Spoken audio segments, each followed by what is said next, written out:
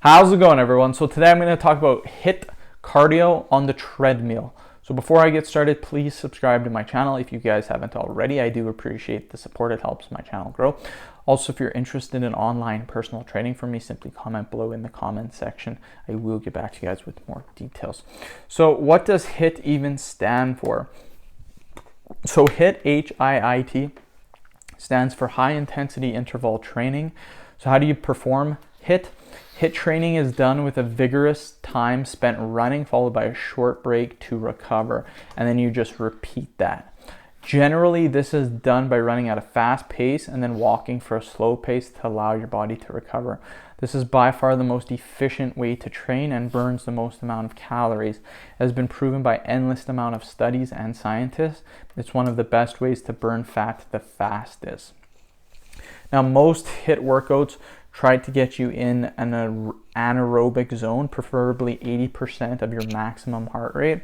Most treadmills in the gym have a heartbeat sensor on them that you just hold the rails on the treadmill and it will tell you what your heartbeat is. If you don't have access to a heartbeat sensor, then simply just run as fast as you're capable of.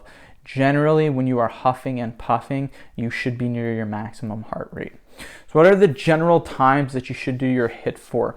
Generally, everyone is going to be different based on their current fitness level. Some people may be able to run for 1 minute at a 10.0 mile per hour pace, and other people may only be able to go for 5.0 miles per hour.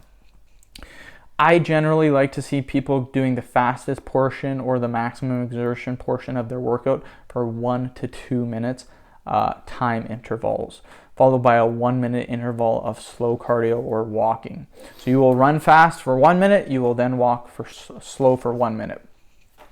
You will keep doing this for around 20 minutes or so. You could do it a little bit longer if you want, but again, the point of HIIT is for intensity over duration. We want to be as intense as possible, and duration doesn't need to be an hour long. 20 minutes is fine. You can push it to 30 minutes if you really want to. That is basically it for high intensity interval training. I recommend you perform HIIT 3 times a week. Do not do it every day because it's quite intense and you need to give your muscles time to rest and adapt. I will put a link in the description box if you guys are interested in purchasing treadmills. End the video. Thank you guys so much for watching. Please subscribe to my channel if you haven't already. Please like the video and share it. Thanks again.